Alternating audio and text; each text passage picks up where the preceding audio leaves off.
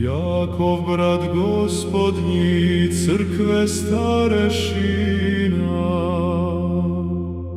što meć prvim prizna Božijega Sina, napisana mudro kako da se leči, boluje li kogod, njegove su reči.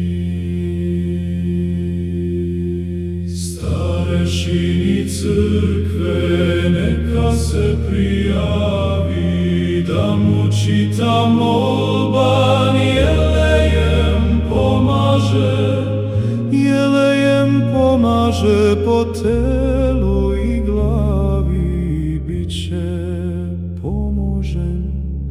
To apostol kaže, i diće ga vera i molitva prava, i duh će kroz jelej učinit ga zdrava. Duh je izvor snage, duh je izvor zdravlja, duh izvor radosti, duh istočnih slavlja.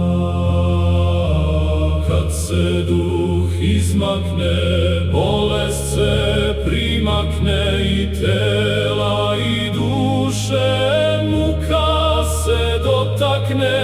Kad se duh približi, muka beži kleta, duh donosi radost, duhom zdravlje cveta. Sveti duh i bolest ne stanuju skupa, duh je vrtar zdravlja, bolest zdravlje čupa.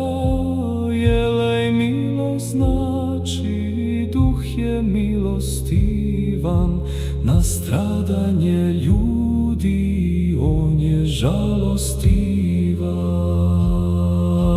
Kao dete hodi s fenjerom u ruci, gde se on zasvetli, kraj je svakoj muci.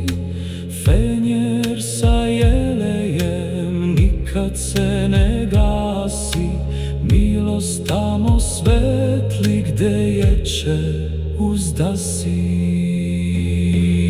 Svetlost bolje vide žitelji u tami, duha bolje znaju jadnici u čami. Duše car zdravlja, pomaži nas bolne,